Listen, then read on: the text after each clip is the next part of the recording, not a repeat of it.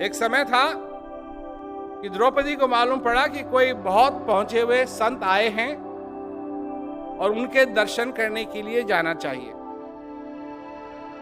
तो द्रौपदी तैयार हुई और गई,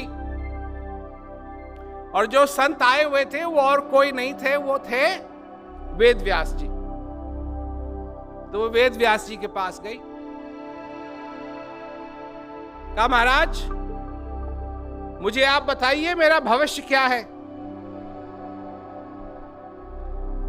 तो वेद व्यास जी हंसते हैं, उससे कहते हैं मेरे को मालूम है तेरा भविष्य क्या है। तेरी वजह से करोड़ों लोग मरेंगे, तेरी वजह से खून की नदियां बहेंगी। द्रौपदी कहती है महाराज मैं नहीं चाहती कि मेरे वजह से करोड़ों लोग मरें, मैं नहीं चाहती कि मेरी वजह से खून की नदियां बहें, कोई उपाय बताइए। वेद व्यास जी देखिए उस समय वो लिख रहे हैं महाभारत, तो वो कह सकते हैं द्रौपदी को कि कोई उपाय नहीं है, ये तो होगा ही। परंतु फिर भी क्योंकि वो दयालु हैं, वो द्रौपदी से कहते हैं ठीक है मैं तेरे को बताता हूं, अगर तू नहीं चाहती है कि तेरी वजह से करोड़ों लोग मरें, तेरी वजह से खून की नदियां बहें, तो मैं तेरे को एक इलाज बताता हूं। 3 चीजें अगर तू करेगी तो ये कुछ नहीं होगा, खून की नदियां नहीं बहेंगी, करोड़ों लोग नहीं मरेंगे। 3 चीजें, सिर्फ तेरे को 3 चीजें करनी। क्या? ध्यान से सुनिए, ध्यान से सुनिए, आप भी इसको अपना सकते हैं, पर ध्यान से सुनिए। तो वेद व्यास जी कहते हैं 1, किसी का अपमान मत करना।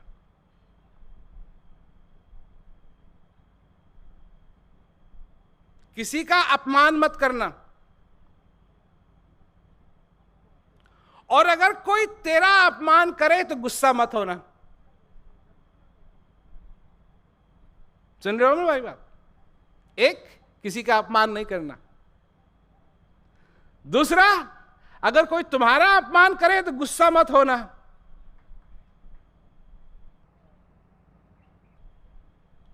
और तीसरी चीज, अगर किसी ने तुम्हारा अपमान भी किया और तुम गुस्सा भी हो गए, तो तीसरी चीज क्या नहीं करनी है? बदला मत लेना।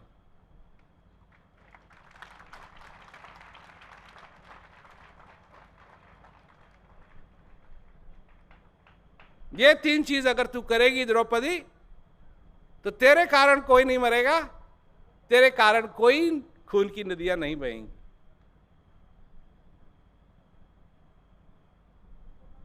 खैर, महाभारत की कथा सुनी होगी भैया, वो कथा नहीं है ये महाभारत तो अब हो रही है।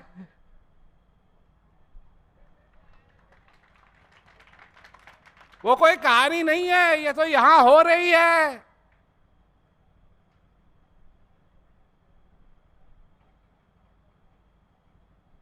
और तुम हो, तुम पे निर्भर है, तुम पे निर्भर है। वो सिर्फ कहानी नहीं है, वो तो असली चीज है। और इस कहानी के बीच में अगर तुम 3 चीज कर सके,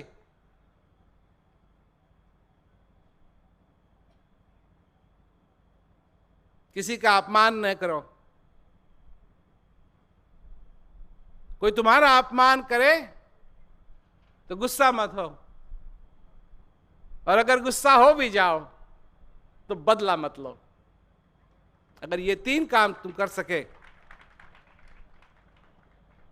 तो ये दूसरी महाभारत बनेगी, जिसमें लड़ाई नहीं है, सिर्फ ज्ञान है, जिसमें आनंद है, जिसमें सब लोग मिल के रहते हैं।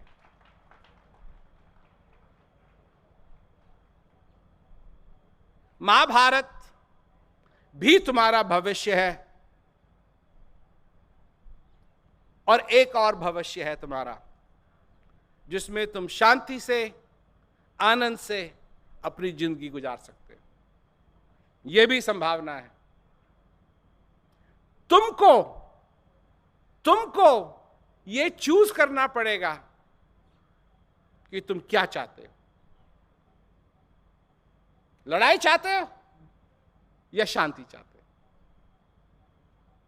जब तक तुम अपनी जिंदगी के अंदर यह संकल्प नहीं करोगे कि तुमको क्या चाहिए, यह महाभारत की लड़ाई एक ही दिन नहीं, दूसरे दिन भी होगी, तीसरे दिन भी होगी, चौथे दिन भी होगी, पांचवें दिन भी होगी। जब से उठोगे तब से और शाम तक ये महाभारत की लड़ाई होती रहेगी तुम्हारे हर दिन, जब तक तुम्हारा ये श्वास पूरा नहीं होता है।